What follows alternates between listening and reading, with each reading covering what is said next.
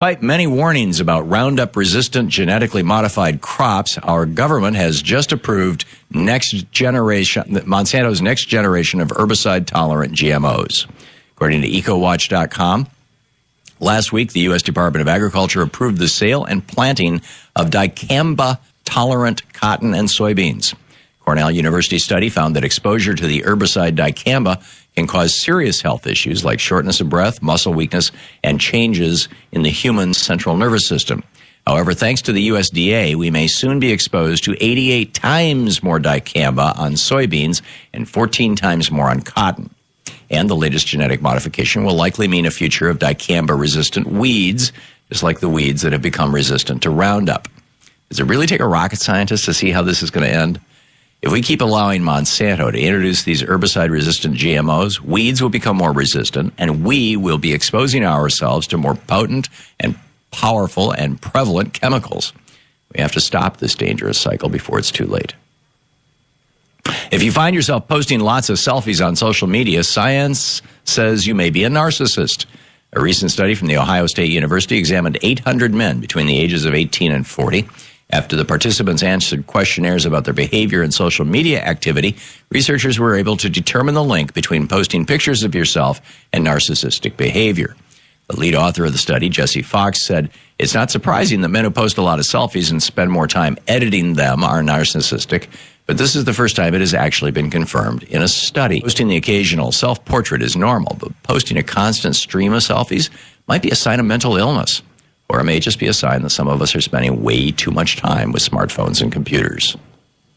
And finally, if you've been priced out of the market for today's electric vehicles, Chevy may have a plan for your next car purchase. General Motors has released their new plan for the Bolt, which is their concept electric car designed for attainability, not exclusivity. In other words, the Bolt may soon be Chevy's electric vehicle for the masses. The new vehicle will also have the ability to self-park once the driver is out of the car and let us use an app to direct the car to return and pick us up at the same location. The Bolt will have a 200-mile extended range that should give buyers comfort about being stranded, and it will compete with Tesla's Model 3, which will have a similar price tag.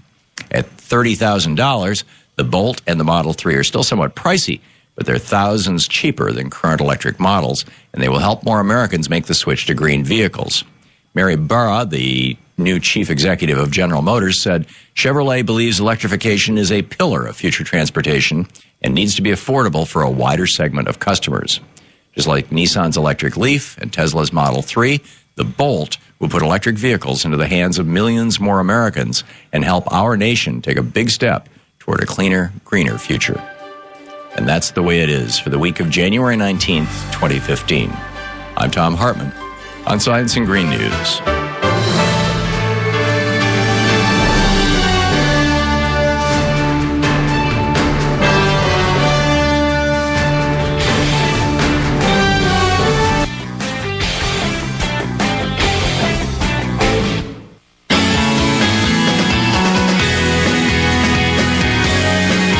Welcome back. Tom Hartman here with you.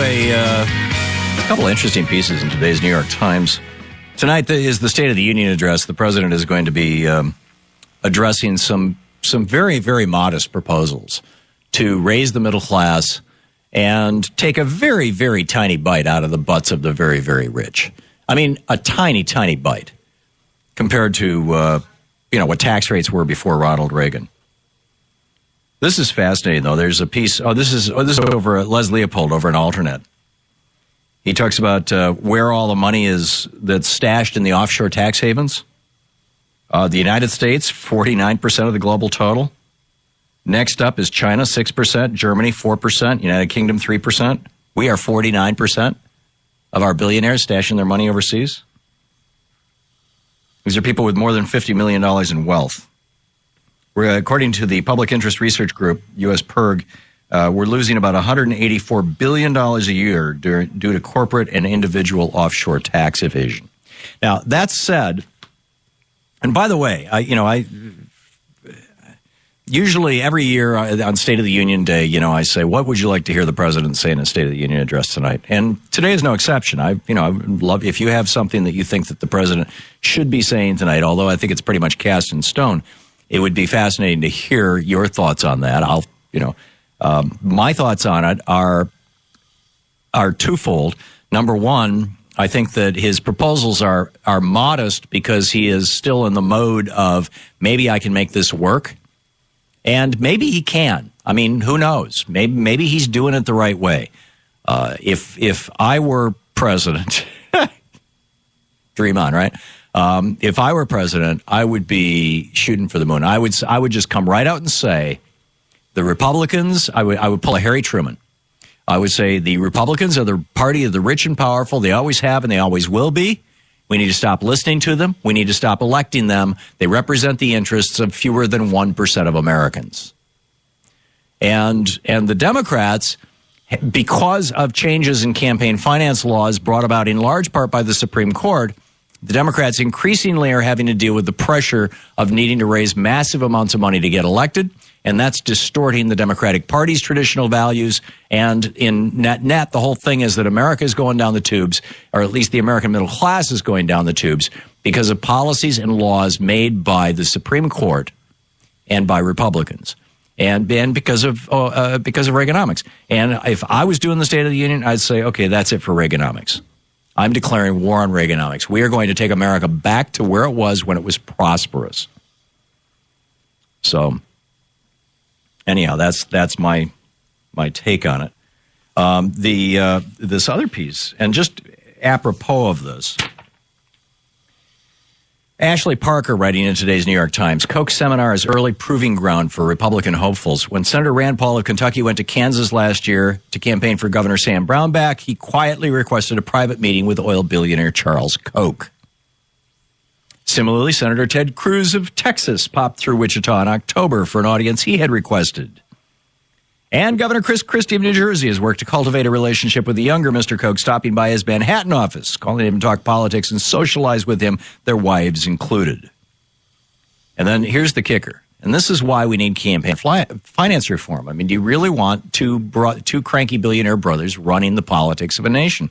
Perhaps no nation, but no organization, writes Ashley Parker in today's New York Times, perhaps no organization commands more deference in Republican politics nowadays than the sprawling operation established by the Koch brothers.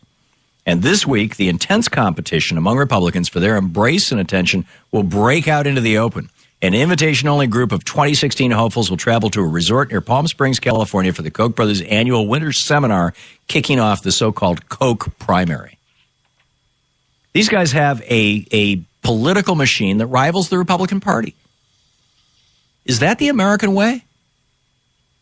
Somehow I think that Jefferson, Washington, Madison, even Alexander Hamilton, who was a big believer in aristocracy, would be horrified by this. But then, what do I know? Anyhow, PETA in Goshen, New Hampshire. Hey, PETA, what's up? Oh, hi. Two things. One that I'd like to see the president bring up, which I'm sure he won't, are the amendments to bills that sort of sneak past. And one was the provision attached to the National Defense Authorization Act, which funds the U.S. Department, and U.S. Defense Department, and it handed over a large tract of the Tonto National Forest to Resolution Copper. Right. And that's 2,400 acres of ancestral homeland to the Apache Natives. Yeah, it's called Apache Tears, that land. Yeah, and then they also, other land deals were 70,000 acres of the Tongass National Forest. You know, John McCain slipped in that Apache Tears deal to steal land from the Apaches and give it to, of all things, an Australian mining company, Rio Tinto.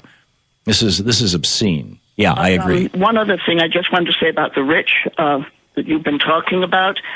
I've been listening to Fox News. Oh, my. And a lot of the Republicans coming onto Fox News in the House of Representatives are saying, when will people understand that the rich are the people that give jobs to the American people? And what I can't understand is why nobody differentiates between the individual wealth and corporate wealth. It's the corporations providing jobs, and if a CEO's salary is cut from $30 million down to $5 million, how the heck does that affect the job hiring process for the corporation. Peter, we need to change the frame. Corporations don't provide jobs. Corporations exploit labor. Corporations convert labor into profit. The only reason that a corporation is going to pay somebody $40,000 a year is because they're going to make $50,000 a year from that person working for them. The only reason they'll pay somebody $200,000 a year is because they're going to make $300,000 from that person working for them. Corporations hire people to be able to function as a corporation. They don't give jobs. They don't provide jobs. They don't create jobs. They don't make jobs. What creates the demand for the goods and services provided by corporations, which essentially forces corporations to hire more workers, is not fat cats, not rich people. It's average working people. It's the people and poor people, people who spend 100% of their income. They create demand, and demand is what drives economies. We've got to stop using this I agree with you, Tom, and that's why I feel that taxing the rich, a rich man's individual wealth, is absolutely fair and square. Yeah. Yeah, and it will not hurt demand because, you know, if the Koch brothers go from being worth $80 billion down to being worth $30 billion, which, you know, ain't going to happen any day soon, but still, you know, they're not going to buy more toilet paper. They're not going to buy more clothes. They're not going to buy more cars. They're going to reduce the size of the balance in their Swiss bank accounts or that kind of thing. So, yeah, excellent point, Peter. Thank you for calling and sharing it. Rob in Iron Mountain, Minnesota. Hey, Rob, what's up? Not much, Tom. It's where, you know, like you grew up during the same time I did. It's where 60s, 70s, 50s I was born, but it was where, you know, I mean, again, don't remember much about it, but, you know, apropos with everything that you've been talking about right here, during that time, the 50s, 60s, and 70s, what's the biggest difference from then until now? Well, back then, after you made $3 million a year, your tax rate went up to 94%. You made 6 cents on the dollar. And so basically nobody took an income of over $3 million a year. And we didn't see, you know, if you think back to the 50s, 60s, 70s, there were no conspicuous sudden billionaires. There were no Bill Gateses. There were no, you know, who's the guy who runs Facebook? People were starting businesses. People were building businesses, but they were, and they were getting wealthy. But wealthy back then meant you made $3 million a year, not you made $3 million a day.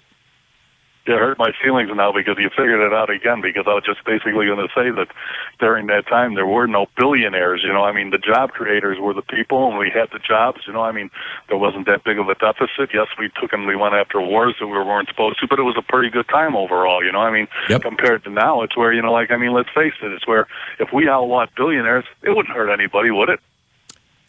No. In fact, we used to have, I think it croaked, but we used to have a website called nobillionaires.com, where we were basically saying, hey, you know, let's create a wealth tax on all wealth over $1 billion, because shouldn't somebody be able to live on $1 billion? I mean, how much do you need?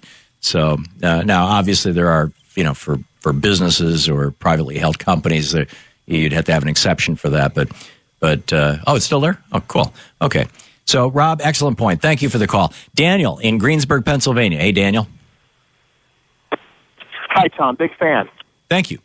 What's up? I wanted to say what I hope the president says is that this what am I doing with the TPP? I mean, haven't I learned my lesson? This Korean deal, we're losing $50 billion a year in jobs to Korea and putting Americans into direct competition with slave labor. I mean, don't I see the corporate interest where corporations can have all the benefits of an industrialized society, yet get around them and just keep the money they stole from the manufacturers? What am I doing? I mean, I'm prescribing, you know, some small, nice things, free community college and tax reform, but the underlying surgery are the trade agreements. I totally agree. I would love to hear President Obama. In fact, I would love to hear him take it a step further. I would love to hear him say, you know, we're not going to do the TPP. I've had second thoughts on this, and we're going to roll back all the trade agreements going all the way back to most favored nation status under Nixon. It's really time for us to get back to protecting our domestic industries the way Alexander Hamilton set it up in 1793. Daniel, thank you so much for the call. We'll be back 15 minutes before the hour. You're listening to Thom Hartmann. Visit ThomHartmann.com for audio and video archives. Somehow, though, I suspect that's not something we're going to hear. But I think there's going to be some good stuff in the speech tonight. I really do. I'm looking for it.